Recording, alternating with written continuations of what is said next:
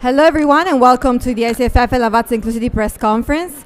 As we said before, we are about to begin shortly, but before we do that, once you find your seats, we do want to say some special thank yous to the sponsors here in the room with us and throughout the festival. A special thanks to begin with ICFF's presenting sponsor Lavazza, our partner the Distillery Historic District, ICFF official banking sponsor CIBC, ICFF's official media partner Rogers Communication, our institutional partners, the Government of Canada, the Government of Ontario, Telefilm Canada, Ontario Creates, the City of Toronto, and Tourism Vaughan. ICFF's leading partners, the Embassy of Italy in Ottawa, the Consulate General of Italy in Toronto and in Montreal, the Istituto Italiano di Cultura in Toronto, and Cinecittà. ICFF exclusive timepiece sponsor, Helmetal Watches. ICFF leading sponsor, Barilla, Ferrero Group, Castle Point Numa, Empire Communities, SMAG, G Adventures, Citizen, Great Golf, Corte Group, and Luso. ICFF premier sponsors, Christie Digital, OLG, the Toronto Clinic, Fazari and Partners, Lux Modern Rentals, Rio Mare, Campari, Pizza Nova, Masi, Broccolini, Birra Moretti, Cardea Homes, Philips Hue, and Liuna. ICFM Phil Plus sponsors, Master Insurance, Villa Charities, New Era Logistics, Omni King Edward Hotel, Italy, Artemine, Deloitte, St. Clair Travel, Almers, Milano Bakeries, and Casa Italia, Mac Show System. And also we want to extend a thank you to our media partners, Rai Italia, Rai Fiction, Raicom, Omni Television and Chin Radio, and our official partners, Toronto Metropolitan University and CIBPA. Thank you.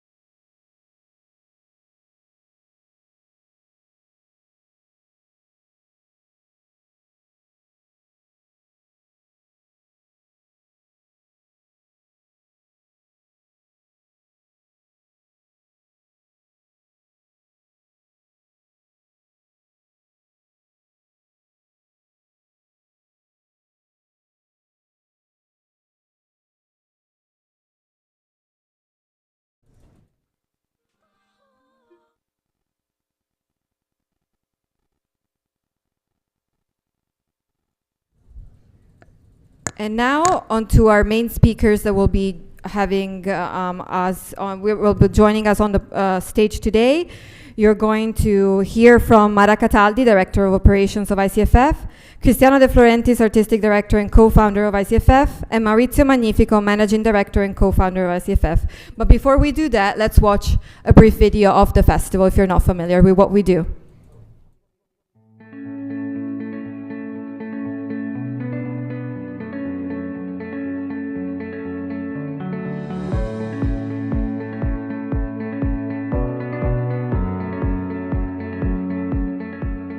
This is the Lavazza Inclusivity Festival.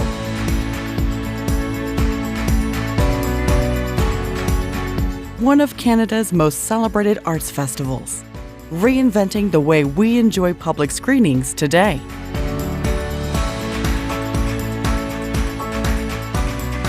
A multidisciplinary international event driven by cinema and embracing all facets of the arts. This is why Inclusivity has partnered with the Distillery District as its main hub. at the heart of Toronto, in the hearts of Canadians.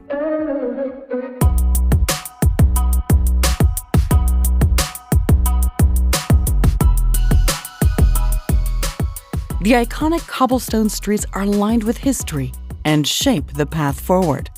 As we hear in the whispers of our nation's name, Kannada, it's a gathering place.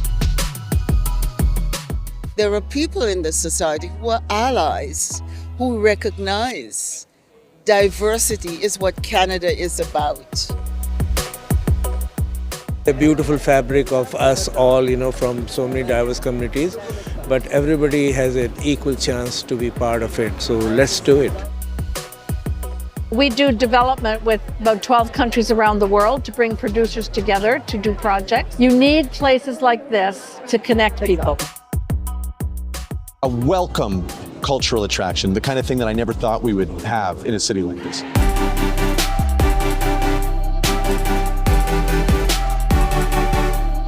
More than a venue, a village of music, gastronomy, placing communities at the core of what we do. There's people from all around the world here, which is impressive. She's getting to practice her Italian. Practice my Italian. And French. Yes. You know what? It's actually a great idea. Why not take advantage of the open air?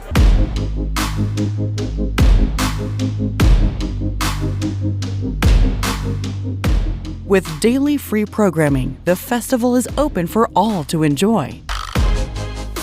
Inclusity boosts Toronto as a vibrant cultural hub for tourism, contributing to the economic growth of Toronto and partnering with local businesses. Inclusity is innovation, thinking outside the box.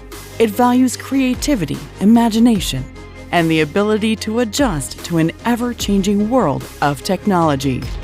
It makes you have a feeling to be in Europe. So it's very interesting to see that in Toronto, It was incredible to be part of it. We'll be back though, 100%.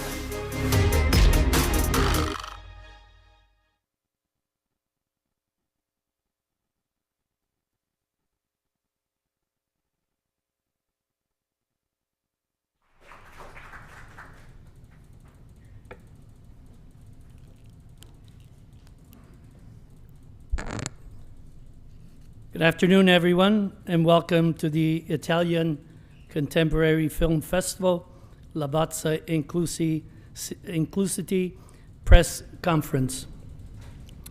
Held here in the heart of the Distillery District, and more specifically today, at the beautiful College Boreal.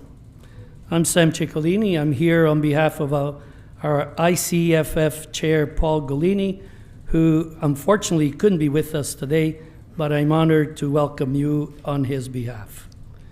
It's wonderful to see all you here with this amazing location, which will be home to our numerous special events. The festival box office, an extensive lineup of films, and a special project which we are going to unveil soon and more often than not.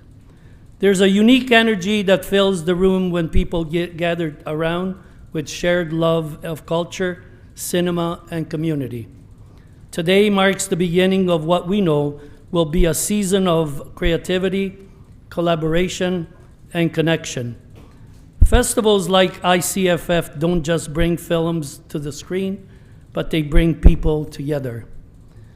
As we launch our 14th edition of the festival, we're setting the stage for what promises to be our most dynamic year yet, filled with bold programming, experiences, and inspiring artistic endeavors that the team will share with you shortly. ICFF expands beyond Toronto with special screening and premieres in major cities across Canada. From June to late August, curated films and events will take place in Montreal, Vancouver, Ottawa, and Vaughan. Thanks in particular to the outstanding support from the City of Vaughan. Before I leave the microphone to the experts sitting here, I want to take this moment to acknowledge the invaluable support of our institutional partners who will help make this film festival possible. A sincere thanks to our federal government, the Government of Ontario, Telefilm Canada, Ontario Creates, the City of Toronto, the City of Vaughan, the Italian government, the Ministry of Foreign Affairs and International Cooperation, the Embassy of Italy in Ottawa, the Italian Consul in Toronto and Montreal, and Istituto Italiano di Cultura in Toronto and Cinecittà. Of course, we want to thank our sponsors that have been with us from the first day and believed in our quest for film culture to make this festival the largest. Your continued belief in power of arts and cultures fueled the mission and growth year after year. And now, to unveil this year's program, it's my pleasure to introduce the director of ICFF. From the moment that he set foot in Canada, Cristiano made it a goal to bring Italian international programs to the pleasure of Canadian viewers, from the RAI International to today, the largest film festival in Canada. Cristiano is truly a leader and a visionary in the film industry. I believe Cristiano has distinguished himself in the film industry like no other person. Few Canadians have committed to the betterment of the film industry structure to the degree that Cristiano has. Cristiano's innovative and utilization of various films' international outlets has made the access of films easier to do business with and gained the success that has earned Cristiano accolades from his peers. His quaint demeanors is a strong foundation of success of the ICFF and culture that the film industry brings to Toronto. Ladies and gentlemen, Mr. Cristiano De Ferrandis.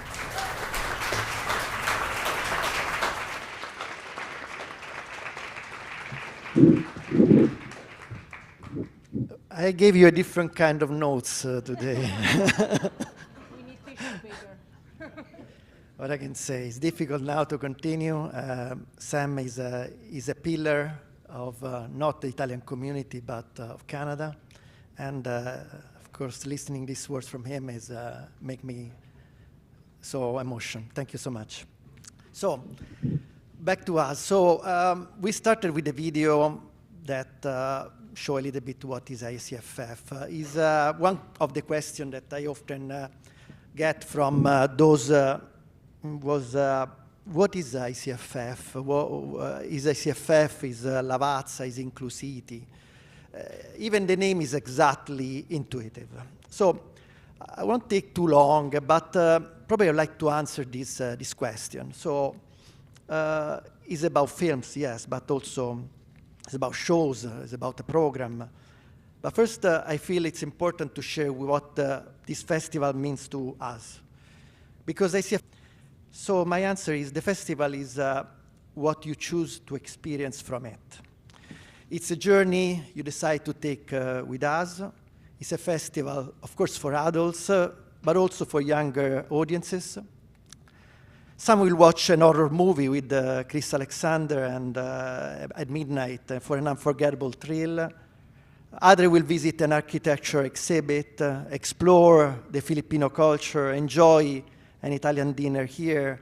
Someone might attend a free jazz concert.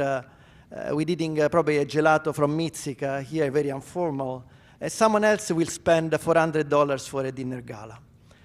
The festival is what you make of it. It's a festival, but also a film festival, but also a music festival. It lives here, Distillery District, but also in 5 other cities across the country.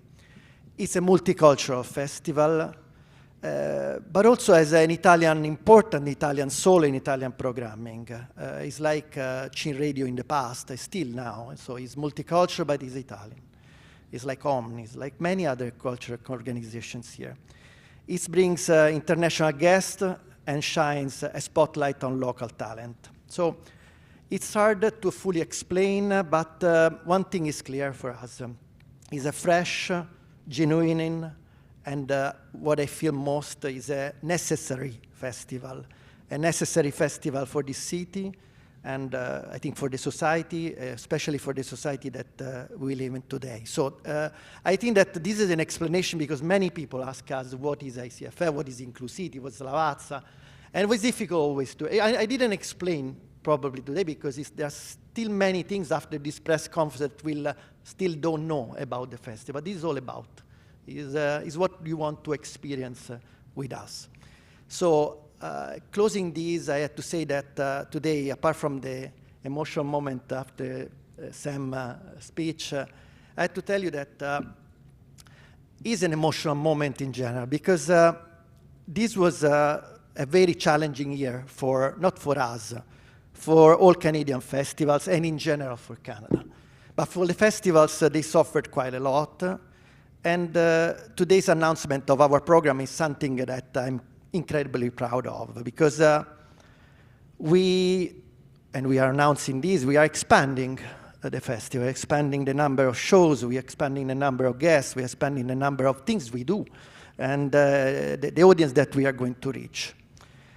And again, this is an incredible news because not other festival doing that. And probably we found the right formula and we are very happy, but most of all, we found the right partners, we found the right friends, we found the right communities and the right leaders. So thank you for all of you that came here to celebrate this important day for us. So thank you and applause to you that you are part of it.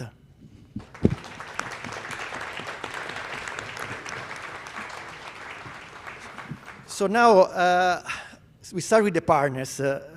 So we are here, not just at the Boreal, and we love to be here for our festival, but we are here inside one of the most important landmarks of Canada, and we are so happy to continue this partnership with the Historic Distillery District. And I would like to come to say a few words to not just a partner, but someone that became a very close friend of us and from me in particular. Jamie Gold, partner at the Distillery District. Please, a big applause to them, what they are doing with us, and accepting the transformation that we bring with the festival. Thanks so much, Cristiano. I just have to say how exciting this day is for us every year. I'm amazed at the number of people that come for this press conference. It's a real, tribute to the far-reaching, effect that you have on the whole city and more on the country as well. I also love the fact that you guys are collaborating with more and more of our community here at the Distillery District. And Gilles from Collège Boreal, I think, is going to say something in a minute as well. But it's fabulous because we really think of ourselves as a community at the Distillery District. And you guys are such an important part of it. So here we are for the 4th year at the distillery. This is really fantastic, and I'm really looking forward to it. And particularly, I'd like to say that somehow Cristiano and his team managed to bring good weather for the entire festival. And I don't know how you decided to have this news conference indoors today, because I remember, the previous 3, we were baking under the sun, and it looks like you've called it right again. So well done, congratulations, welcome home.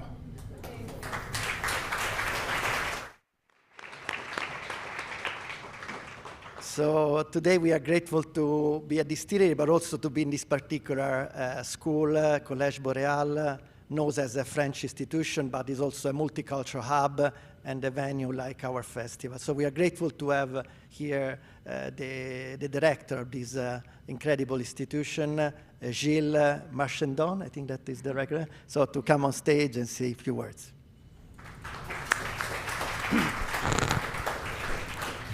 Grazie, Cristiano. And, it's been a pleasure getting to know you and the entire team, Donatella, and many others that form this incredible team. Proximity is what brought us together, but I think what keeps us working together is a shared values and a shared vision, a shared passion for culture, for languages. So Boreal, on behalf of Boreal, I want to say how much we are delighted to be partners in this wonderful endeavor. And although Boreal is at its base a post-secondary institution like others in the city, whether it's George Brown or Seneca, Humber College. But I think because of our unique nature, which we're much more than simply a post-secondary institution. First of all, we're located in a fabulous area, historic cultural hub called the Distillery, and we're so delighted to be here. The Toronto campus is one of 8 campuses across the province. And because we are celebrating this year our 30th anniversary, and we've always been, I think, what I would call a leading institution for the Franco-Ontarian community. You know, there are over 700,000 French-speaking people in Ontario that come from all corners of the globe. And I think because of that, that is what makes a perfect fit with ICFF, is the fact that our roots are, even though it's in Ontario, they are completed by people coming from, actually at last count, between the staff and the students, we have people that come from 57 different countries throughout the world. So in that way, I think we're really excellent partners with ICFF, and we're just delighted to be part of it. It may seem strange what I'm going to say next, but we hope not to welcome you in this space very often, because you are great at fending off the less pleasant forces of nature during the festival. But if required, we are happy to host then a number of screenings and other activities here in Collège Boréal. So thank you, merci beaucoup, au plaisir, and à bientôt.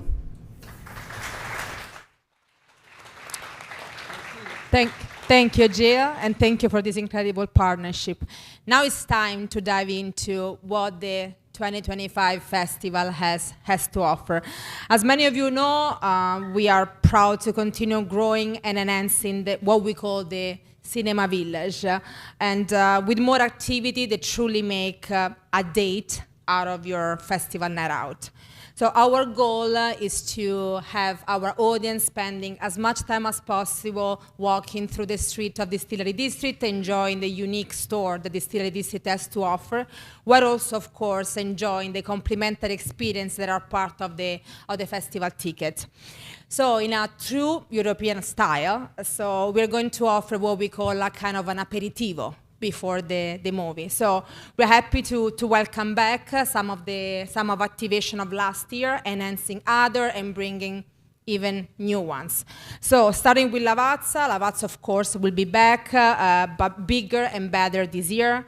And we are gonna welcome back again Masi, this time with his Prosecco, Campari, and a new re-envisioned Birra Moretti Pario. Of course, there is not an Italian experience without pasta. So Barilla will be back at our festival village, offering and celebrating their culinary excellence. In addition to these returning partners, we are welcoming new partners for this festival edition. Right on Trinity Street, guests can enjoy the Italy pop-up. Yes, Italy is at the Distillery District, so our audience will be able to step inside Italy and tasting some of their made in Italy products. And right at the corner on Grismill Lane, you will see the Casa Ferrero. Yes, so the Ferrero group will bring on site many products from Nutella, Tic Tac, Ferrero Rocher, just to name a few. So I don't know about you, but my mouth is already watering for all this chocolate. And lastly, we are going to have a beautiful photo opportunity sponsored by G Adventure. G Adventure is a new sponsor of the festival. They will install a beautiful photo booth, and they will give the audience the chance to win a trip to Turkey to experience the hot air balloon experience.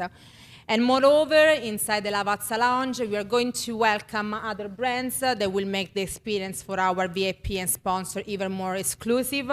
And we're going to welcome Everyday Mitzica, that you are tasting today before and after the conference. So they will be in the Lavazza Lounge every day during the festival, as well as during our opening and closing gala.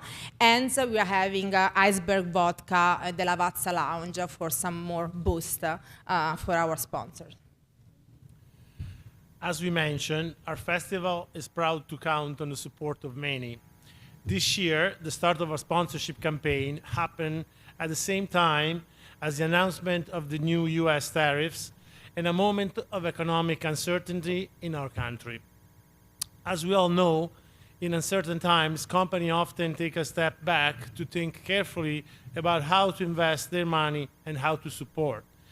That's why we are especially proud to say that not only did almost all of our sponsors confirm their support again, but we also welcome new ones. This tells us that we are going into the right direction. It shows that our festival is not only appreciated for what we do culturally, but also seen as a valuable and strong opportunity for marketing and promotion. With that said, I want to extend a sincere thanks to all of our sponsors whose logos you see on the screen.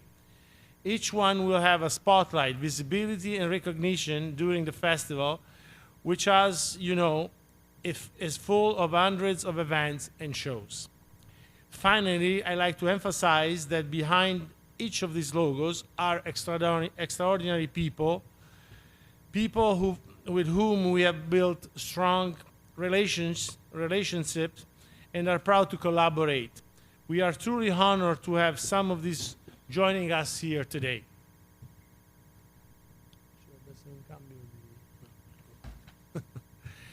Among them, Lavazza ICFF presenting sponsor has remained as an immovable pillar of our organization. Over the years, they have consistently encouraged our ambitions, and we are endlessly grateful to their support. At this time, I'm happy to call to the stage Andrea Chiaramello, Senior Vice President of Lavazza North America, and Daniele Foti, Marketing Vice President of Lavazza North America.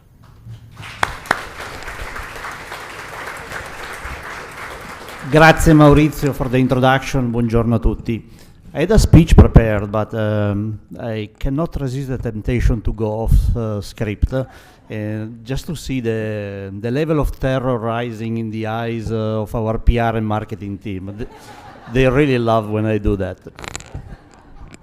Jokes aside, it's really a true emotion, the press conference day. I was having brunch with Mara and Cristiano last weekend, actually, and I was sharing with them the feeling that we have about this press conference. This is really, for me, the culprit of the festival, simply because the level of adrenaline, the excitement, the revelation effect that is happening today is really the best moment of the festival. It's like the start of a Formula One race. Those 30 seconds before the lights go off and when the cars start their engine is really where the adrenaline is at its peak. It has been now 8 years that Lavazza has been engaged with ICFF, and if I have to describe these 8 years, the first thing that comes to my mind is that every year ICFF stepped up. They really one-up themselves every single time. And just by looking at the people that are in this room today, the talent, the professionals, and the ideas and the excitement, I have no doubt that this year will be no difference. We try to keep pace with ICFF as far as Lavazza is concerned, but this year I really realized I could not do it alone, so I had to call the cavalry to support me. So I will introduce you to Daniele Foti, our VP of Marketing, who will explain to you what we are doing different this year. Dani.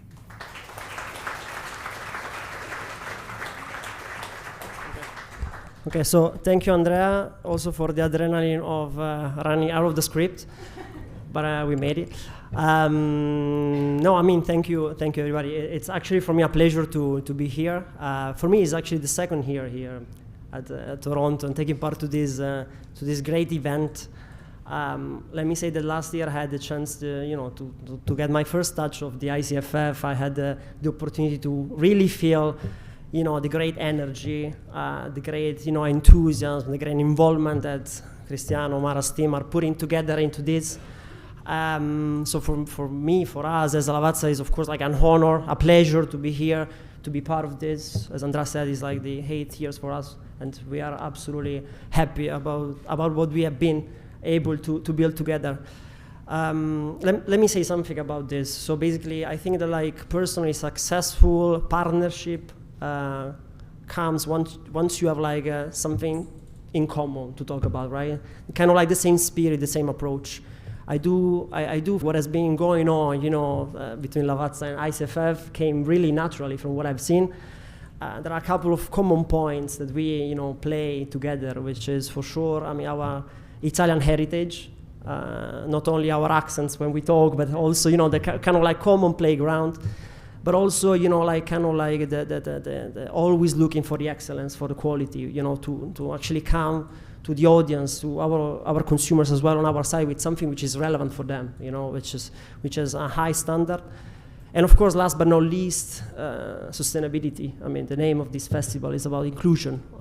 Again, something that it's in our DNA, it's in the ICFF DNA, so something that for sure make everything that we build together easier, to come and to prepare. So for us, it was kind of like a no-brainer, of course, like to confirm what we've been doing in the last years. As Mara said, we are trying to go bigger and better. We're doing our best. Of course, now, we are raising the bar as well. Thank you for doing that.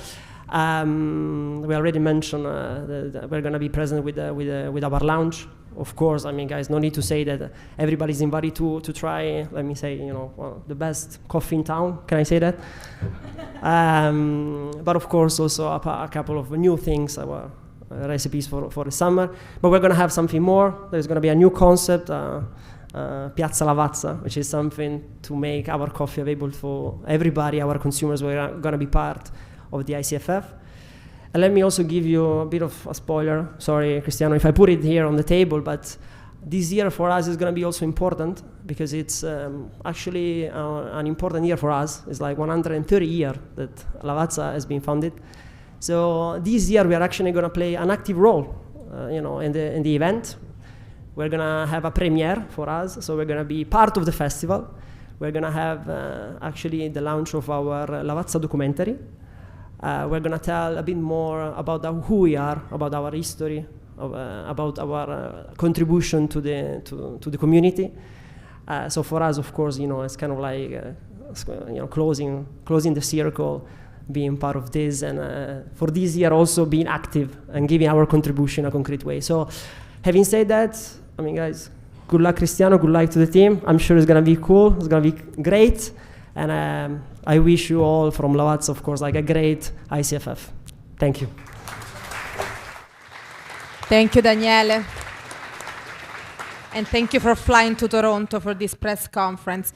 Yes, it's a race, but I also call it like a marathon. I want to remember everyone in this room is 25 days of festival, starting from early afternoon until late at night. Multiple cities. So we need coffee. Yes. And since we couldn't ask to our team to work even longer than 25 days, we decided to extend the festival on a vertical level. So we are not starting late in the evening, but we are trying to activate the space as much as possible in the afternoon. And to be really like inclusive, we have decided to open a program that is free of charge and open to the public, to make sure that even people that don't have the financial possibility to attend the evening screenings have the opportunity to experience the Inclusivity Festival. So we have decided to open a brand new music program that we call To The Beat. To stand for Toronto and To The Beat.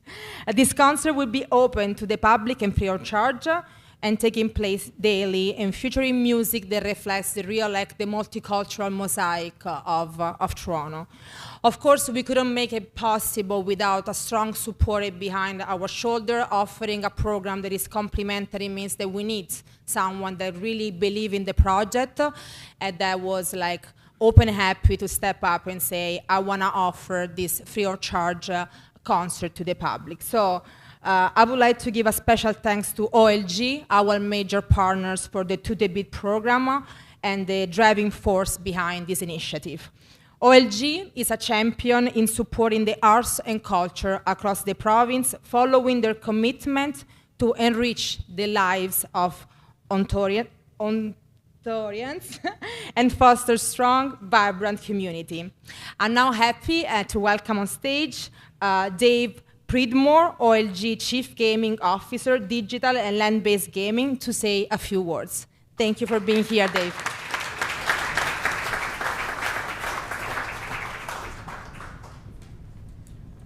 Thank you very much. I would say Lavazza, 130 years. I feel like a startup. We're 50 years this year for OLG, so we're very proud that we've been a part of Ontario for a long time. And the word Ontarians is hard to say sometimes. I agree. I'm Toronto, and I actually haven't participated in this festival, but it sounds absolutely amazing. I can feel the passion for the festival, so it's great to be here. Maybe next year we'll sell some lottery tickets or a little casino in the festival too, but anyway, good afternoon. I'm Dave Pridmore. I'm the Chief Gaming Officer at OLG, and I am very pleased to be here to represent our organization today. At OLG, we tell ourselves and we tell our customers that we play for Ontario, and we believe that we play together and we win together, and that's why we're more than gambling, more than lottery in the community. We do believe in broadening out our reach to all aspects of Ontario culture and continue to support many sponsors. And we support many events and festivals each year across Ontario, these events that have a tremendous positive impact on our communities. We're thrilled to be part of the Lavazza Inclusivity Festival for the very first time. So this is our first, so thank you for having us.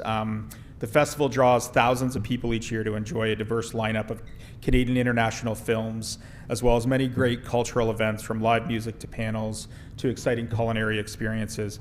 As Mara mentioned, this year OLG is very proud to support the free afternoon live music program, which will take place each day of the festival at Trinity Square in the Distillery District.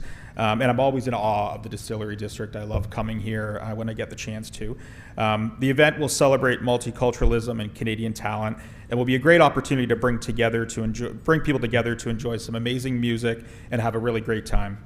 I want to thank the festival organizers for welcoming us and inviting OLG to be a part of this launch event today, and a big thank you to all of those who are really clearly working. We can't wait for it to begin, and thank you very much. Thank you, Dave. So this program, To The Beat, has made possible thanks to the incredible support of many partners that you see on screen, that you've been seeing on screen. There will be many music organization, not-for-profit, talent, who wanted to be on board and making this program possible. Of course, the Distillery District is on board with us. They will have their musician on stage, so to create a really a stage active all day long. I'd like to give a special thank you to Andrea Ramolo, with us today, who has been instrumental in coordinating the many concerts that we are proud to present for this year.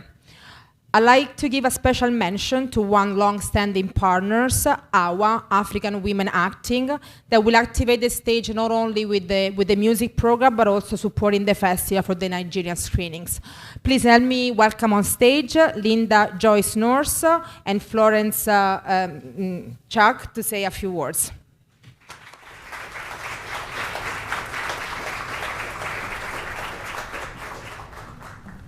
Hello, everyone. Hello. On behalf of African Women Acting, I'm Linda Nurse. I'm Florence Chulak. African Women Acting is a not-for-profit organization executive directed by activist and artist Sonia Amy, who can't be here unfortunately today. It's geared towards empowering, preserving, and promoting women's issues and the heritage of African culture through African arts. AWA is thrilled to be partnering with ICFF again this year, and we are proud to offer a very exciting lineup of African and world music entertainments as part of the ICFF and Lava Inclusivity Festival. On June 27, we kick off with the AWA Multiculturalism celebration featuring the Ngoma Ensemble. That's from 6:30 to 8 p.m. and includes a music parade, workshop, and dance performance. On June 4th, we invite you to enjoy the African world music of Walid Abdulhamid from 7:15 to 8:15 p.m. On July 5th, we offer a double header starting with Festa Popolare, featuring Italian folk music from 7:15 to 8:15. Also, AWA will co-present the screening of The Weekend, followed by a talkback with cast member Ms. Meg Otanwa from Lagos, Nigeria. On July 18, you can dance to the infrared calypso music of King Cosmos from 7:15 to 8:15.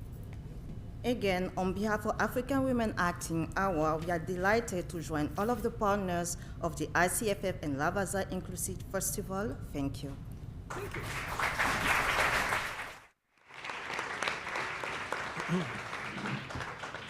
So thank you so much. Again, many components for this festival of music. Again, thank you to Distillery. Of course, we are working also with their program, promoting their program that they are having during the day. And now we're passing to, of course, the Italian component of this festival is, the relationship with the Consul General of Italy here was was always great. But I have to tell you that with the Consul General that is today the Consul General, unfortunately, I heard that one day he's going to leave. One day, I hope one day. If you know someone to stop him here. So we have a relationship that we never had with anyone else. So it's a relationship of collaboration, of friendship, of mutual understanding, and of course, great support.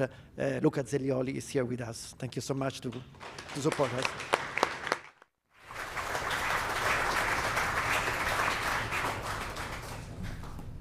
Grazie Cristiano, grazie a tutti, thanks to all. It's a pleasure to attend this press conference.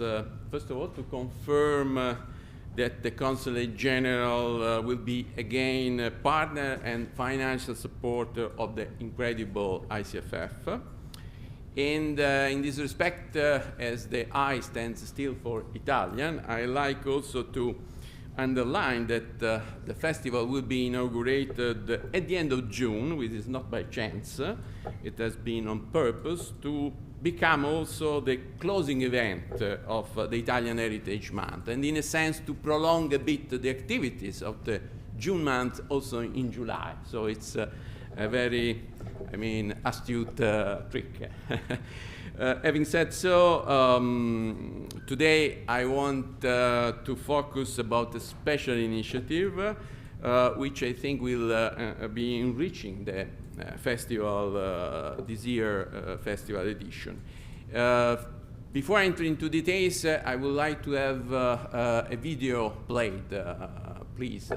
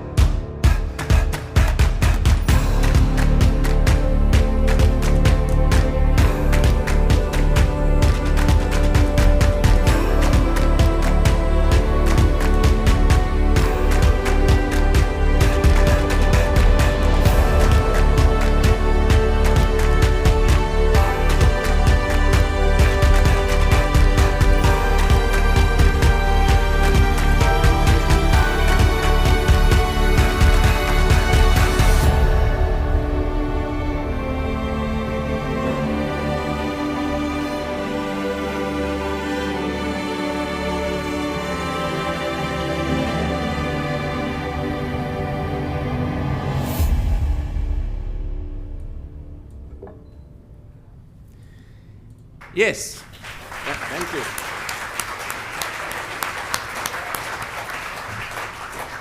The video introduces one of the main World Sport events in 2026, of course, the Winter Olympics Games next February, and the Paralympics Games next March. And they will be hosted in Milano, Cortina, of course, Italy.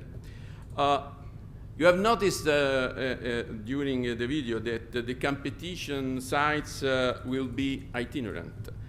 Indeed, the games will touch two regions, Lombardy and Veneto, and the two autonomous provinces of Trento and Bolzano.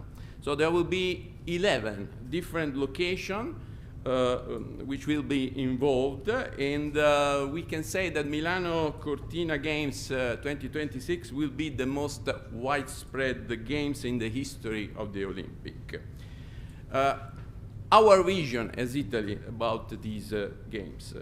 To celebrate the Olympic and Paralympic values with the energy of Italian contemporary culture and its unique spirit to shape a healthier, brighter, and more sustainable future together.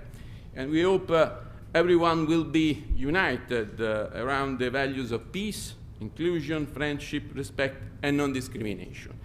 In this respect, just to point out that, just to share that the Milano Cortina Games will be the most gender-balanced Winter Olympics in history, with 47% female participation. The Italian Ministry of Foreign Affairs, together with the Milano Cortina 2026 Foundation, which is the organizing committee, are presenting in major cities of the world the values, territories, and identity of the Winter Olympics with a preview of the experience. I don't know why originally Toronto was not included, but I am glad to announce that on July 17th, ICFF will be hosting the roadshow Milano Cortina 2026, organized by the Consulate General in partnership with Milano Cortina Foundation and with the support of ENIT, our National Tourism Board. It will be a wonderful soiree dedicated to sport, the Olympics, of course, and to Italy as host country. The docu-film La Valanga Azzurra, here is on the screen, will be also screened to remember the Italian ski national team that in the 70s and the 80s won almost everything, with champions like Gustav Teni and Pierino Gross. So if you like winter sports, well, on July 17th, the roadshow on Milano Cortina Games at ICFF is the place to be. And of course, we are waiting you all in Italy for the Olympics. Thank you.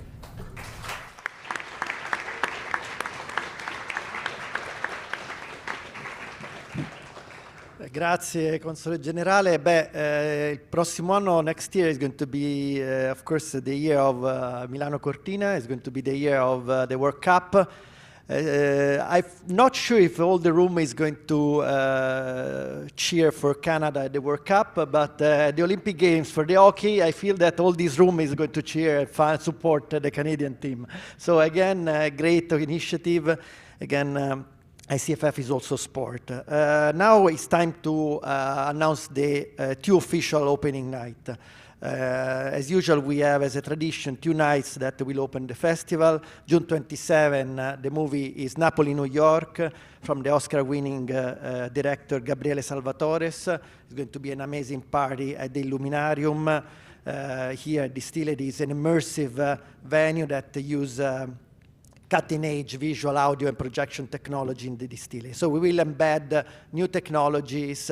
We are going to welcome the video of the AI, the incredible artists that are participating to the party, and on the other hand, celebrate also what Canada is all about, so the immigration in this continent. The movie, of course, is about the Italian migration to North America, and of course, it's something that is universal for all this society that we are living right now. And for the second opening, the Inclusivity Festival decided to open with the Canadian premiere of an incredible movie. The title is Juliet and Romeo. Is a musical. Is a really fun, incredible movie that we are really happy to screen for the first time in Canada June 28th, and we have a video showing a little bit of these 2 movies.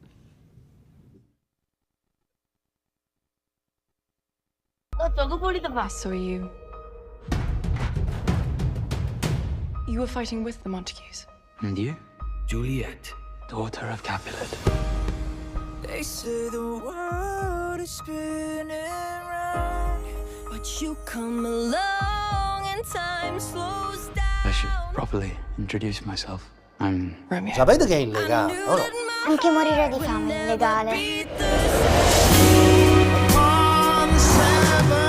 Where are you from? Africa?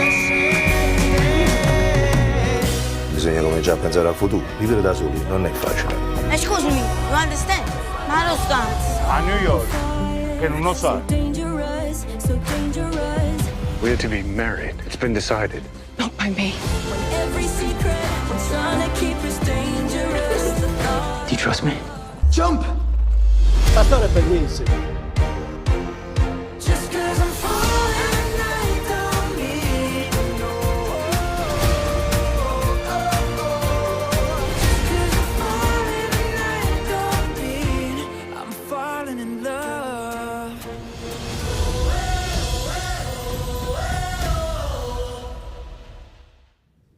Okay, fantastic. Really, two different movies. You can decide which one you decide. Oh, you can come at both evenings, but it's important for us that these are Canadian premieres. And most important, we have here the producer, Jessica Martins of Romeo and Juliet, and of course the director, Timothy Scott Bogard, came to Toronto, to Distillery, to present the movie with us right now.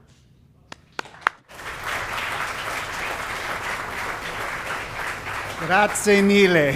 It's my best attempt after living in Italy for 2.5 years to make this movie. First, we desperately want to thank Mara and Cristiano and the incredible people at Lavazza Inclusivity Film Festival when they reached out to us and asked us to have the honor of premiering here in Canada. I can't tell you what that meant to myself, the 400 crew members who made this movie, my extraordinary producer, Jessica Martins, who's in the back there somewhere. Sorry. But truly, making any movie, whether you do it in 5 days or 50 days, is an impossible task. To suddenly lift yourself up as an American, and to move to Italy, which was the only place we could possibly conceive of reimagining Romeo and Juliet as our film Juliet and Romeo, and literally would not shoot anywhere else in the world, would not go on a soundstage. We decided we would shoot in Italy, where the story took place, in real castles across north to south the world. And for anyone, imagine a number of you who've shot in Italy, it's different. It's a different experience. Just try to figure out when lunch breaks were. It was an interesting experience because people were hungry, and that was the rule. And Italians, that matters. The one thing, as I was coming over today, aside from just the extraordinary honor of being able to premiere our film here in Canada at this extraordinary film festival, was, as I was thinking about the experience of going to make something in Italy and not knowing what that was going to be like. We actually ended up we are the second largest independent film ever produced in Italy, only after Michael Mann's. It was a big production with 10 Canadians. We had Canadian cast, we had our incredible Canadian producer, we had Canadian choreographers, we had Canadian musicians, and then about 3 Americans and 400 Italians. And so the rule was, we're not an American movie, we're not a Canadian movie, we're an Italian movie. And that was a very interesting experience. As we were beginning, and I was literally going every weekend with Jessica and our director of photography to find the ultimate castles to shoot the Capulets and where we could do the ultimate. I saw that wonderful Verona clip. We shot on that bridge where we could shoot these extraordinary sequences. I was having the most extraordinary challenge trying to find a production designer, which for this movie in 1301 was perhaps the most important thing to find. I'd found an extraordinary Italian costume designer, Luciano Capozzi, did thousands of costumes down to the belts and shoes, but I couldn't find the production designer. Every week I'm sitting there going, we're in Italy. Like, this is the birthplace of some of the greatest cinema ever. And every week I would meet with someone else who was lovely, had talent, but didn't feel like they could handle the scope. And I remember at one point sitting there going, my God, it's Italy. Can't we find someone like a Dante Ferretti? Like the greatest, like this is Italy. And the agent I was talking to said, what about Dante? I said, okay, I think our budget, no matter how big it was for Italy, was like the whole budget for craft services food for his last movie. I don't know if he'd be willing to do it. They squirreled me away on a secret plane to Sardinia, where I had a secret meeting with the extraordinary legend Dante Ferretti. And for about 2 hours, the honor of my life was hearing from the master of Italian cinema what it meant to make a movie in Italy, what it meant to be an Italian production, what it meant to represent Italy. And as the greatest kind of moment, I think, in my professional career, when the great Dante Ferretti said, "I am here to build this world for you."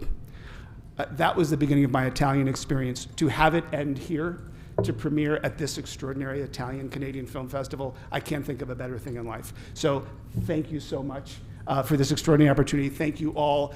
By the way, 2 opening nights, see them both, right? See them both. We're a film festival. Let's do this. We do have, for those of you who show up, some really exciting surprises in store, not just the movie, which we hope you love, but some other things. And to kick us off, we do have a couple messages from a couple of our cast members. I'd like to start by introducing you to the wonderful Jamie Ward, who plays Romeo.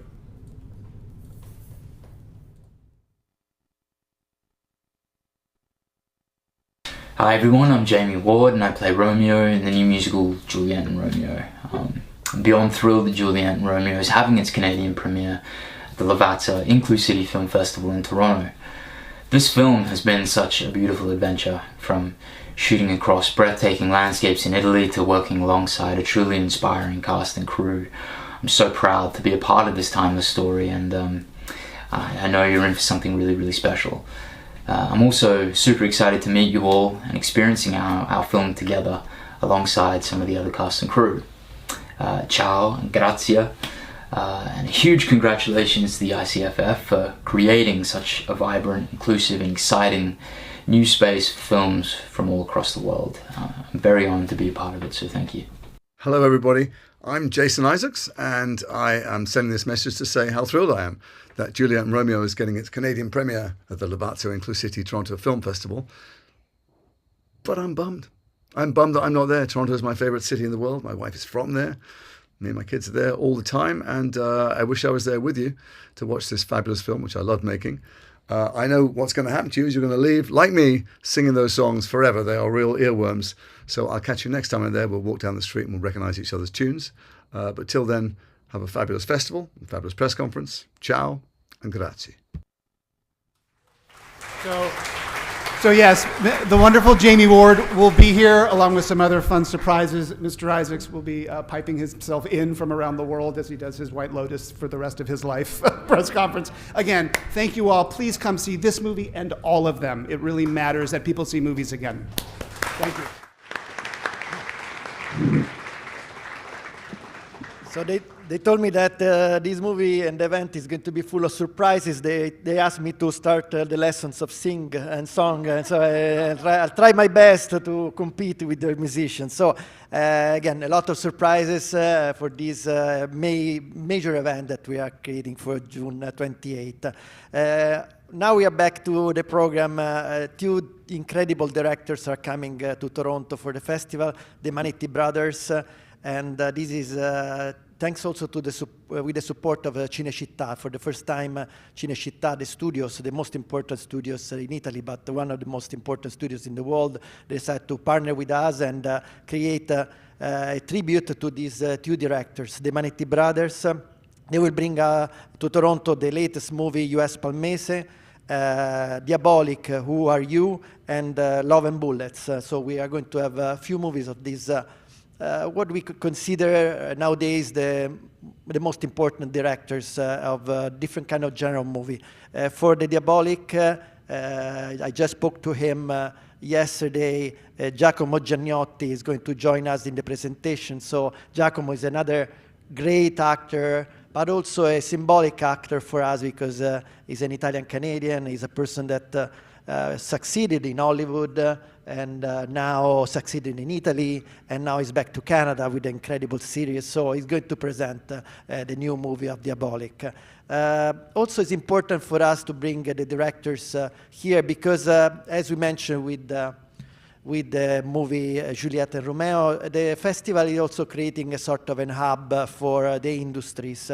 And we are going to have a panel on screen adaptation So we are going to have a few industry days dedicated to partnership within not just Italy and Canada, but with all the world. So the directors and producers are going to interact, knowing each other. Who knows what we are going to bring in the next few years based on the networking that we are going to create this year. So Mara, I think that the part of our mission is really to facilitate co-production, and in particular with Italy and Canada. Yes, this is just one example of what ICFF does to create those bridges between Italy and Canada. And as part of this ongoing mission that we have, we are proud to have conducted a comprehensive study on actually this subject, made possible thanks to the generous support of the Ontario Creates and the Canadian Media Producers Associations. The study, that is titled Navigating Borders, an Analysis of Canada-Italy Film Co-Production, was developed beginning in 2023. The report delves into the legal and financial complexity of co-productions agreement between Canada and Italy, and highlight the best practices for aligning partners' interests to ensure on mutual success. We are proud that finally, after 2 years, we are now presenting the final results of our research. And the full analysis will be available on the ICFF website starting from June 2nd. I encourage all of you who are interested in this topic, who are planning to produce in Italy, co-produce Canada, Italy, to read the study. There are very helpful tools for you that you can use. Before concluding this topic, I would like to take a moment to acknowledge and thank Noan Gruiner, Research Officer of Ontario Creates, who is here with us today, and his support was essential to finalize the research study. Okay, so I'd like to also thank Sari Ruda that is here with us. Thank you for the support for this study, and you initiated, and Moira, of course, beside her today, partners in this venture. An industry day will be dedicated to the local Torontonian and Canadian film industry.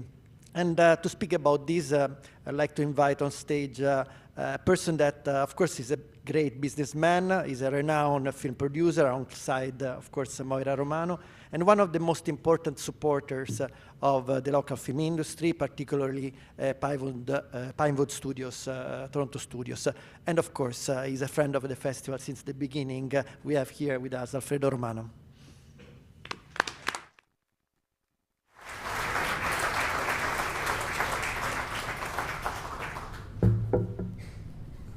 Welcome, everybody. Hi, Sam. How are you?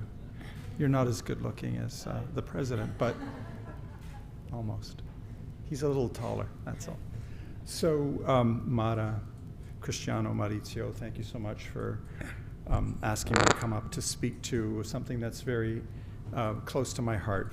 We lost a giant of the Canadian film industry, of the film industry in general, worldwide, Paul Bronfman. He died earlier this year in January. He's a pillar of the Canadian industry in particular, and broadened our industries, Canadian industry's horizons across the border in a very, very significant and meaningful way. Paul was an extraordinary individual. He left the Bronfman enclave of businesses, went out on his own. Astral Media was his start. And then he moved on into Vancouver and started Lionsgate Studios, co-founder of White's, production suppliers across the country, and also, of course, was one of the founding partners with me of Pinewood Toronto Studios. Paul was all about the business. There's two fundamental ingredients that you need to succeed in film, and you can see the tremendous collaboration that's required. You need infrastructure, which Paul provided all of us in spades. He was there for the industry below the line and was a pillar and a giant. But he also was a tremendous individual, supported indie film, but also a great leader. Because you need, the second thing is human resources. Canada has a tremendous base in human resources, great talent from production to people behind the screen, on the screen. It's phenomenal. And Paul was a great leader and an inspiration. And I know some of you are in the room and you know what I'm talking about. He was an extraordinary individual. And I'm very pleased to announce that the ICFF will be honoring Paul in a special presentation over 2 nights, which Cristiano will speak to more directly, called Toronto Screens Toronto, where Toronto actually plays itself rather than being a stand-in for Baltimore, New York, Chicago, or any other location. So it's going to be an interesting series, and I think it's quite fitting that it's Paul that they're honoring through these special screenings because of his invaluable contribution. And on a personal note, as a partner in Pinewood, Paul was my chairman, but he was also my inspiration. I met him in 2003, and for over 20 years, he taught me so much about the industry. I'm a real estate guy, and when I went into the venture with Pinewood, I had to learn a lot about the industry, and Paul was not only a stalwart partner, but a great friend and an educator. And I know that many of you in this room, and I see many of you who know him, who knew him, that experience. So I'm going to hand it over to Cristiano to explain the details of Toronto Screens Toronto. And I think we're going to be hearing quite a bit more about Paul's legacy through this festival presentation. And there also will be other honors, which I can't speak to because they're originating from others. But Paul will be fondly remembered and revered as a great partner and inspiration to all of us. Thank you.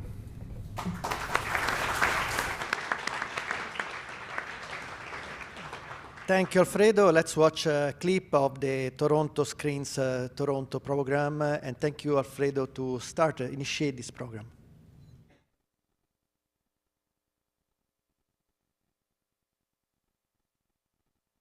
Not so long ago, in the mysterious land of Toronto, Canada.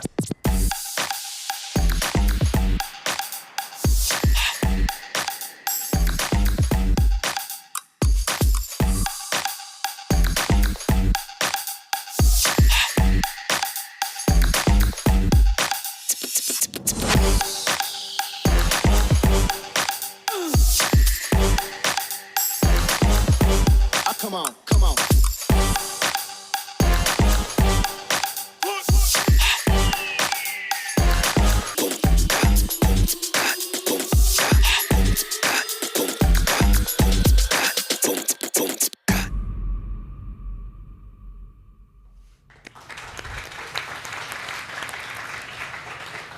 So we finally see Toronto. We finally see the CN Tower. Those movies are clearly in Toronto. So we are not faking that we are in Chicago, New York, or anywhere else. So we are celebrating Toronto as Toronto. So, but celebrating Toronto for us also means celebrating the incredible diversity of its community and the vibrant events that define these cities. And of course, among these prides stand out of one of the most powerful and energetic expression of inclusion, love, and identity. So we are so proud to partner with Pride Toronto for this year's edition. As part of this collaboration, we are happy to present the Italian film My Place is Here, Il mio posto è qui, on June 30th at the Trinity Cinema, closing the Pride Month. So with a story that really speaks directly to the heart of acceptance and resilience. So I would like to thank Derek that is here with us from the Pride team to allow us to be part of the official calendar of the Pride Month. So thank you, Derek. And of course, now we go in another completely different part of ICFF, is ICFF Architecture and Design presented by Grey Golf. We're happy to bring in Toronto one of the biggest name in contemporary architecture. He's going to join us in Toronto, Mario Cucinella, with a never-before-seen exhibit hosted with the support, of course, of the Italian Institute of Culture, but with a great, great partnership of the Toronto Metropolitan University. So this is an important moment for us. Mario Cucinella is the architect of sustainability, is the architect of the pavilion, Italian pavilion now in Osaka, and to convince him to come to Toronto took us 2 years, but finally, with of course the partnership with TMU, this is going to happen very soon. And I'd like to thank Roberta Iancito Provenzano, Provost and Vice President Academic at TMU, and please an applause, and please come on stage to reveal some details.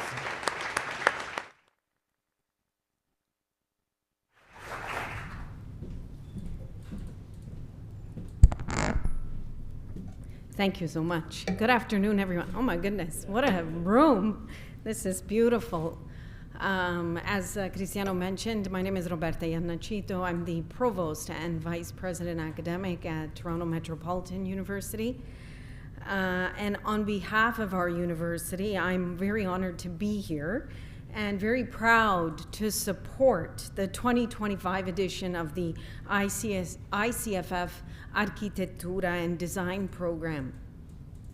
This summer, TMU is thrilled to collaborate with ICFF to bring one of the greatest contemporary Italian architects to Toronto, and we are particularly honored to be hosting the first Canadian exhibition of Mario Cucinella architects at our Paul H. Cocker Gallery at our campus for a dynamic showcase of design, excellence, and sustainability. As I listened to some of the other speakers and to our panel here, inclusivity is a reflection of our values at TMU. And as Mara mentioned, for example, especially around inclusion and access for everyone. So that's kudos to all of you, that's great. But also, and more importantly, as many of you have seen from some of the clips from the screenings, excellence goes hand in hand with inclusion. They're not mutually exclusive. And that's what we're most proud of at TMU, and that's what I'm most proud of with my colleagues here. So back to our topic. I sometimes go off script as well, and my comms team goes nuts. But we're so excited to welcome Mario himself to our campus for a special masterclass with our students and our faculty, as we do have one of the best architecture programs, I must say, as provost at TMU. And I see that our chair, Lisa Landrum, is here, chair of architectural science at TMU, which is in our faculty of engineering and architectural science. So we're excited about that. Mario Cucinella's work exemplifies the kind of bold, future-focused initiatives and thinking that align with TMU's values, design that's not only innovative and beautiful, but also deeply responsive to the challenges of climate change, community well-being, and urban resilience. Through his global practice and the School of Sustainability that he founded, Cucinella continues to challenge and inspire the architectural world to think more holistically, connecting people, place, and planet in meaningful ways. His visit to TMU will offer our students and our faculty a rare chance to engage with a leader who is reimagining what it means to build responsibly in today's world, while also drawing wisdom from historical and artisanal traditions. Together with ICFF, and I really, really want to thank Cristiano, who I know others have already said it, is a champion in this community. I don't know what we would do without you, so thank you, thank you, thank you. And of course, Maurizio and Mara. And Mara, of course, who I have the pleasure of being a woman champion for our CIBPA. Where are you, Bob? So exciting and so honored. So we're very proud to offer this meaningful opportunity for learning, dialogue, and inspiration and to help empower the next generation of architects who are sharing a more sustainable and inclusive world.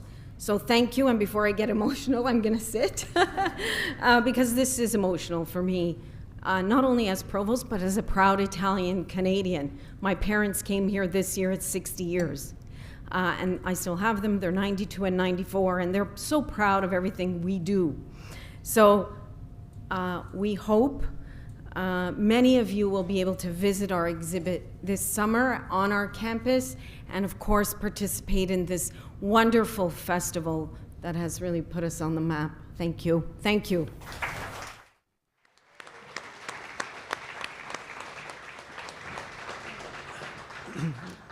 Grazie Roberta, thanks to Great Golf, of course, that is the sponsor of the series, and the committee that is helping us with architecture and design, Dragana, of course, Silvio. I have to thank also a particular person, is Elena Dell'Osbel. You don't know her, but she is the one that is taking care of the crates that are going to be shipped in zero time from Bologna and Milano to TMU, and this is crazy, and she's helping us quite a lot. To the CIBPA, of course, is participating specifically in this project. Thank you, Bob. And regarding the second, of course, screening, Daniele already spoiled it, so we will have, no, you did a great job. Another architect is going to be celebrated is Gino Zucchi, and his particular project is the Nuvola, an open project for the city. We are speaking, of course, about the city of Turin.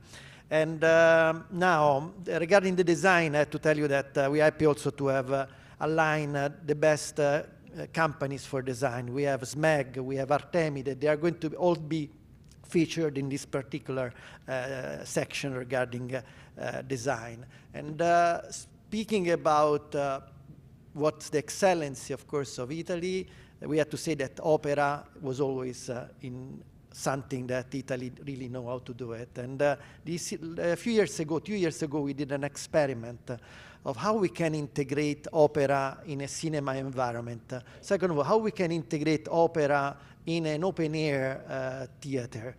And the experiment and trust in a distillery trusted us, because you're having opera in this environment was also something challenging, also with many aspects, including the noise, of course, and that is music, but it's also incredibly powerful, and was a success. And this year we decided to work together again with one of the lead opera singer soprano that is incredible, is Lucia. And Lucia Cesaroni came with an idea to actually have an opera, again, completely different style how to present it, celebrating the classic Italian films is what we are going to have for a special night, Friday, July 11th, here at Distillery. We are going to integrate visuals. The singers are going to be in the theater, passing by the couches, and is more than an interactive, immersive in the opera. So taking the barriers that sometimes happen between the opera and the audience. So the opera is going to be inside the theater, inside the audience. You can go really to feel the breath of the singers there. So music is something that really is a fil rouge for our festival.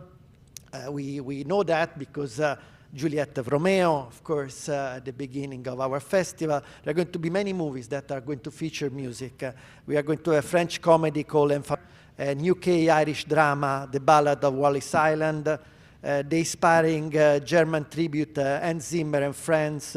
We have an incredible Cuban movie featuring Los Frikis, that's the title. So, and after, of course, we were going to screen our cult favorite Canadian title, Scott Pilgrim. So I feel that when people are journalists asking me what is going to be the theme of the festival, I can say that one of the strongest one is going to be music. Of course, with the concerts, but also with these great movies that are going to be part of the festival. A special night is going to be dedicated to celebrate an actress that is more a singer than an actress. Is Elodie, an Italian important singer, that she's also an actress in Gioco Pericoloso, Dangerous Game. The movie is going to be presented as a premiere, but also is going to be represented with a group that we really love to collaborate, and is Serata, is a young group that love to do things differently, and so we are going to be happy to have this kind of party after the movie that is going to be disco, and the distillery is going to be okay because we are going to do it at the Illuminarium, so not in the open space, but the music is going to be quite loud after. And speaking about music, I'm very proud to again support the Italian-Canadian artists, directors, producers, and I'm very, very proud to present the festival, the world premiere of Wisteria. Saturday, July 5th at TIFF Bell Lightbox. We are going to have a special premiere for this special movie that we really feel that is embedded with our festival, what we do. Again, he's speaking about music, and thanks, of course, to Nina Moscone Marrese that decided to have this festival as the house for the premiere. Thank you so much.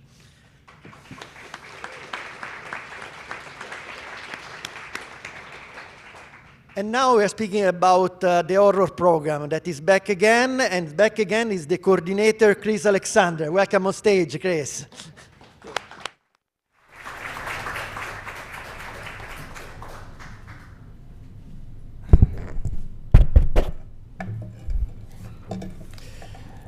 You know, I love all cinema. Just to be clear, they drag me out of the basement once a year and they say, Chris, stand up here and talk about strange cinema, all those things that are shocking and sickening and sanguinary. Get up there, say your spiel. But to be clear, I love all movies. My blood is cinema. And this year so far looks really, really cool. I'm particularly excited about the Paul Bronfman focus. Toronto playing Toronto. Really quick aside, this has nothing to do with anything.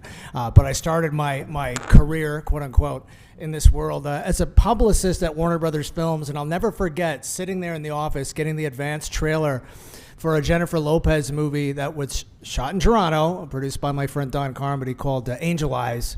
And it opens up with a crash on the DVP, I guess. And in the back you see CN Tower, and then suddenly on screen it says Chicago. And I'm like, no. So yes, you know, cinema has a long, ignoble history of abusing and using Toronto to be other cities, and it's always good to see Toronto playing itself. So that's really cool. Now, I was loitering outside in the lobby in the peripheral, and I was speaking to a young lady. And she said, hey, I know you. You're the horror guy. I said, that's true. And she said, last year I remember you got up on stage and you tried to convince me to get excited to watch horror, I'm like, yes, I did. That was me. And did it work? She said, no. So I walked away, you know, quietly contemplating this. And I'm, you know, speaking of going off script, what's a script? I was thinking about this, and just as a quick little bit of history here, did you know that the whole reason why we're sitting here today is to revere the art and science of the motion picture, of cinema? But did you know that cinema was actually born in bloodshed? Movies were born out of horror. And I'm not talking about the first horror film ever made. That was 1898, Georges Méliès, La Maison du Diable, House of the Devil. No, I'm not talking about that. I'm talking about the whole way movies were invented. Has anyone heard of the Muybridge horse experiment? I'm sure some of you do. Do I see anyone nodding? Yes, a couple of people nodding. Sure, let me tell you real quick, because I don't want to waste all your day here. The Muybridge horse experiment, 1878, the former governor of California was a guy named Leland Stanford. And Leland Stanford, being the former governor of California, had a lot of time to kill. And he would sit around on the racetrack with his cronies and watch his horse. He had a racehorse, and he would watch his horse run up and down the track. And he made a bet, probably after a few libations, that his horse, when it jumped, all four legs left the ground. And his buddies, also probably a little bit in the cups, said, there's no way that horse, no, when he jumps, he goes boom, boom, boom, boom, boom. No, he says, I see all four legs. There was no way at the time to photographically capture that. However, Stanford heard of a guy named Edward Muybridge out in England that was doing revolutionary photographic experiments. And he thought, well, here's a guy that I can use to prove a $1 bet with my cronies that my horse's legs leave the ground. Again, a lot of time, a lot of cash, a lot of waste. And he reaches out to Muybridge and says, look, I want to bring you to America. I want you to do some kind of hoodoo stuff and set up some cameras and try to prove my theory that my horse's legs leave the ground. Muybridge says, sure, here's my fee. Stanford says, of course. The wheels are in motion. The train is on the track. However, at the same time, Muybridge's wife was stooping another guy, and he finds out about this, goes completely ballistic, waits, bides his time, waits until they're in the act of lovemaking, bursts into the room, guns ablazing, and viciously, violently murders them both. Of course, he's arrested for that crime. At the same time, we have Stanford over here in California going, my horse experiment! He doesn't know what to do, so he funnels all his funds over to Muybridge to essentially pay the right people to get that guy off, to make that crime, that double homicide, go away. Brings him to America. Muybridge sets up cameras along the racetrack. Every time the horse runs, he trips one of the wires, bump, pop, pop, pop. Suddenly we have this succession of photographs showing this horse running. And of course, when you line them up on a board from beginning to end, you can see clearly that the horse's legs leave the ground. Stanford won the bet. The experiment was so huge, it was on the cover of Scientific American. Everyone said, oh my God, if we take those photographs and we put them on flexible film and we kind of project light through them, we can have the illusion of motion. And thus, literally, that was ground zero of the motion picture. So cinema was born in bloodshed. Horror has been with us since day one. You cannot escape it. So even if you say you don't like horror movies, you have horror and death and murder to credit for the things that you do love about cinema. So that is one of the reasons why we watch movies. We want to see the unseeable. We want to see the things that mom and dad told us not to look at on screen, but we want to see it in a safe, kind of benign environment. We want to be able to get on that roller coaster, get to the close to the precipice of death, and then get off that roller coaster or get out of the movie theater when the lights go up and live to tell the tale and have the illusion that we have mastered our own mortality, which of course none of us can do. But cinema, horror cinema, gives us that ability to trick ourselves into thinking we have some control over the uncontrollable. Now, what I can control is how fast I wrap this up. This is our Dark Side program. This is our third go around. Super exciting for me because I was on the jury, and I've said this before, a jury about, 10 years ago for the ICFF, when it was just the ICFF. And I was poking and begging and pulling at Cristiano's pant leg, and I said, man, you need some horror movies in here, Italian horror movies. You need some horror? And he's like, yeah, go away, little man. And eventually, years later, I get the call, Cristiano, hey, horror guy, come on out. I said, okay, great. And this is our third round now doing this, and it's the joy of my life. Because I do eat, sleep, and breathe horror movies. I've made it my life's work. It's how I keep the lights on. It's how I feed the kids. It's what I do. Talking about them, making the movies, publishing magazines, all that stuff. But specifically, my love of the genre really started in Italy. Not literally in Italy. I was just a schmo from Canada. But when I was about 10, 11 years old, right in the cusp, right at the birth of, not the birth, but the peak, the pinnacle, the apex of VHS rental culture, I had heard of a guy out of Italy named Dario Argento. Okay? And of course, back then it was not easy to find Argento films. You had to look, you had to search. One of the most prolifically available films was a movie called The Hatchet Murders, which later I learned was called Profondo Rosso, okay, Deep Red. And I had heard of this film, and I said, okay, the cover looked kind of shabby. If you've seen the film, you know the walking dummy. It was an out-of-focus shot of the dummy's head split. You couldn't really make heads or tails what was going on, but I said, I'm going to roll the dice on this.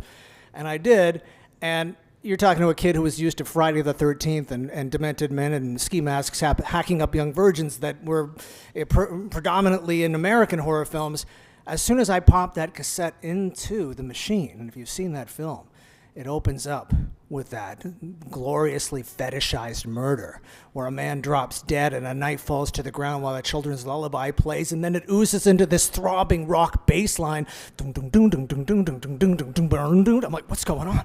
Credits come up, Deep Red, and then we're thrust into this 2-hour, well, actually, this was the American cuts, it's about 90 minutes, nightmare that is filled with blood, sensuality, fetishization, not just of murder, but of architecture, of eyeballs, of lips, of the most benign, innocuous items you can imagine that Argento shoved this camera into.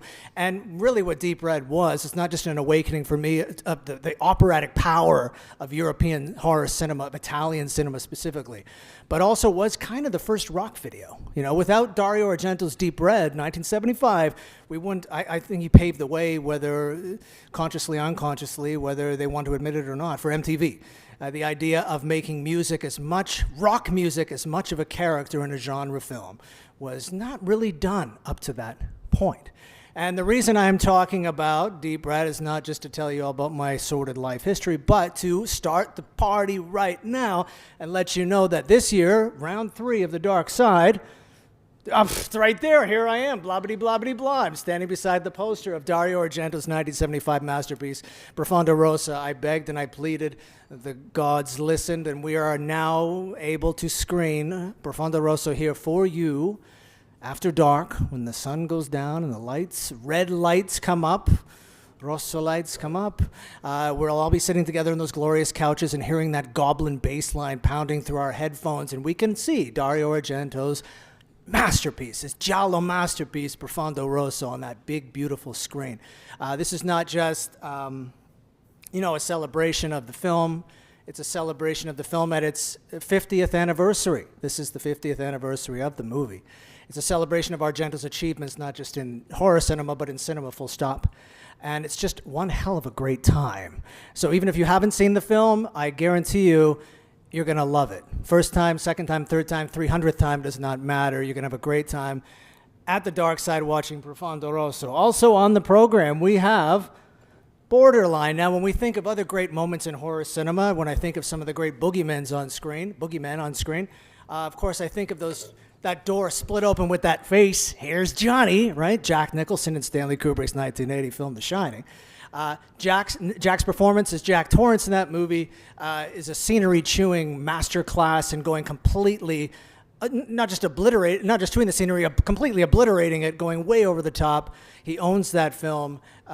He's revered for that performance. Now, Borderline does not star Jack Nicholson. However, it does star his son, Ray Nicholson, who is a chip off the old bloody block. Borderline also stars Samara Weaving, who was in a great Toronto-shot horror film, a recent film, I think part 2 actually, just got wrapped, Ready or Not, if you've seen that. So here we have the spawn of Jack Nicholson and Samara Weaving in a story about a pop princess who is, let's say she has an unhealthy relationship with one of her fans. I don't want to get too deep into the revealing any of the secrets of the film. This is an auspicious directorial debut by the guy who wrote Cocaine Bear. So do the math in your mind as to what you're going to anticipate in this picture.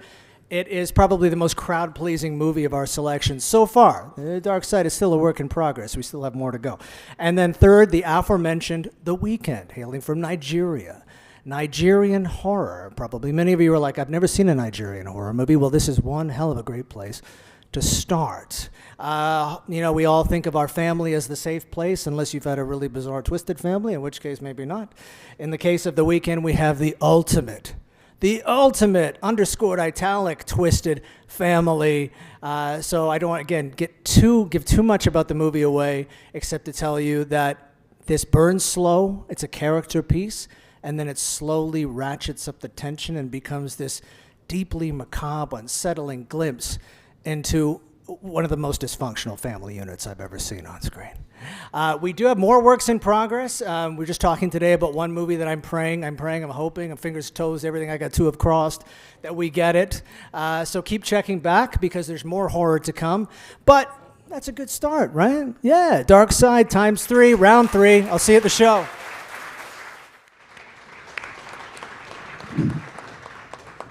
So Chris, an incredible storyteller, journalist, film critic, author of Delirium magazine, producer, but also family for us. Thank you so much, Chris, to be with dysfunctional family. We can expect everything from you. So let's now watch a clip regarding the main international titles of this year's festival.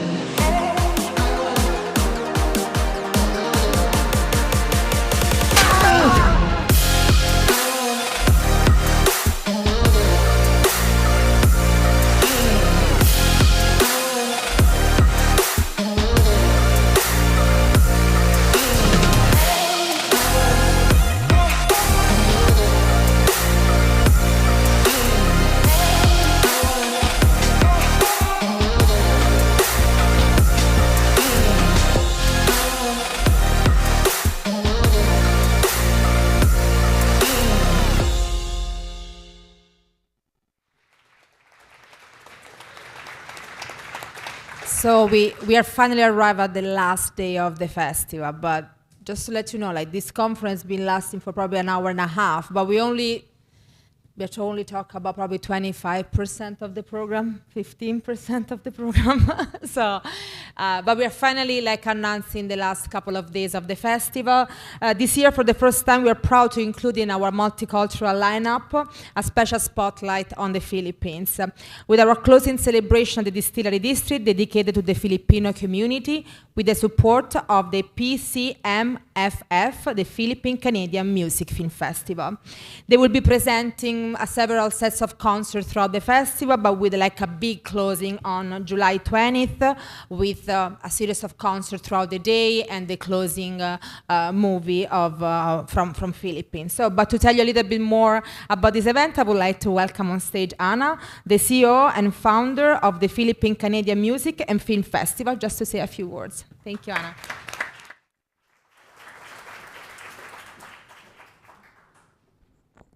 Good afternoon, everyone. Thank you, ICFF, for the opportunity to be a part of the Great Inclusivity Festival.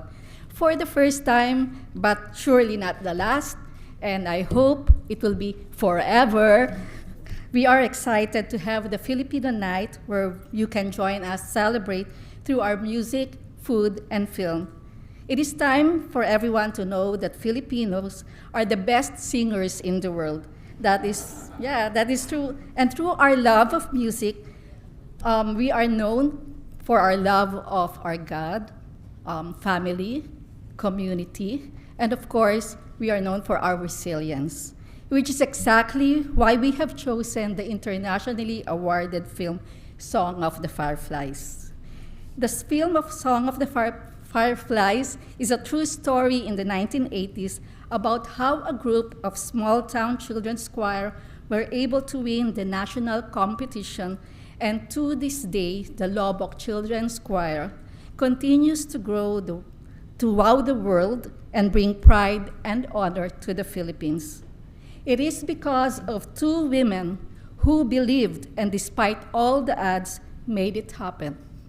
Two women of different stature in life, of different personalities, and in their approach in life, but with common passion, their love of music, and giving the children the hope to follow their dreams.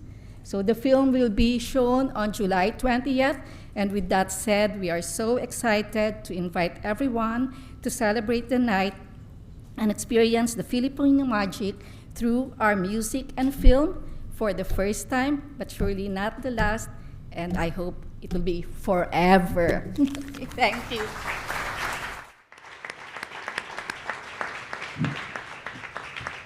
So the ICFF Italian lineup will close with the Canadian premiere of Diamonds, Diamanti by Ferzan Ozpetek. We are going to have I can tell you, a surprise guest, but we can.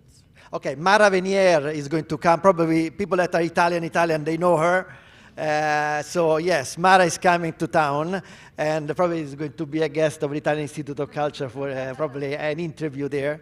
And last year, the closing gala was, again, a big challenge, an experimental way to have a gala in a very particular place like the power plant, the old power plant of Toronto. I'm very proud that we were recognized as the best event in Canada for 2024. It was very challenging, but... So that, of course, pushed us to repeat. Paganini doesn't repeat, but in this case, we decided to go back there and see what we can invent this year for this gala. And I had to thank a few other people that were very instrumental for the festival. Dominic Primucci is over there, and Lenny and Grace, Carmine Nigro. We are organizing something with ICCO probably for next year in Italy. Thank you to all the supporters of the festival. And I leave it now with what probably is going to be the most important announcement of the festival. Probably you're waiting for who is coming as a star, and we have a video for it.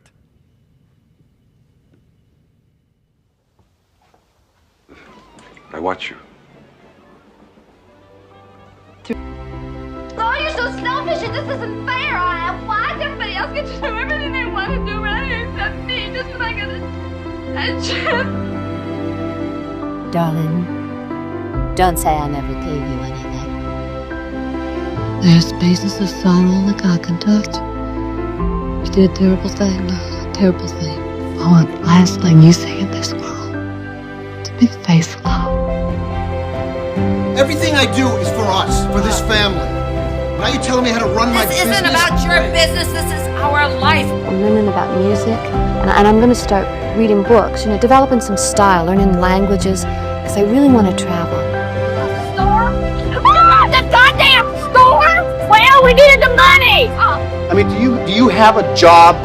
I teach part-time in Alamance Junior College.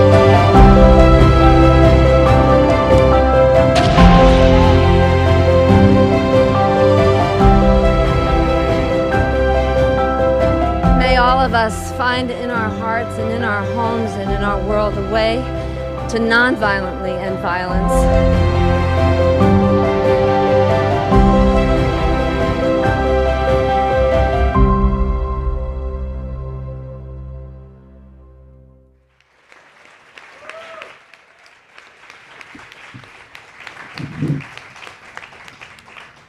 She accepted. We have her passport. I'm not joking, because we had to buy the ticket. And yes, so it's important for us to celebrate people like Susan Sarandon. What I can say, I cannot add anything because you know already everything about Susan. Probably you don't know that the grandmother has roots in Italy. And brava. Sicily. And also, she married an Italian. She has a daughter that is Italian. So for sure, she's going to tell all about her. And we are going to have a great conversation July 19 at the Hearn. So that's the main course of the festival.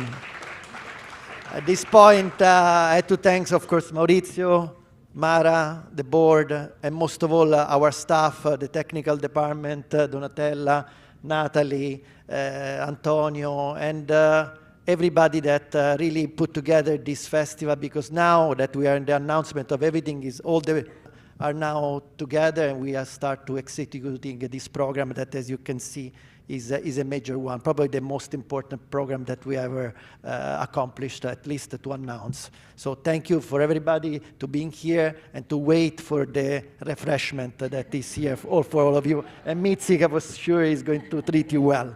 Thank you, and see you at the festival.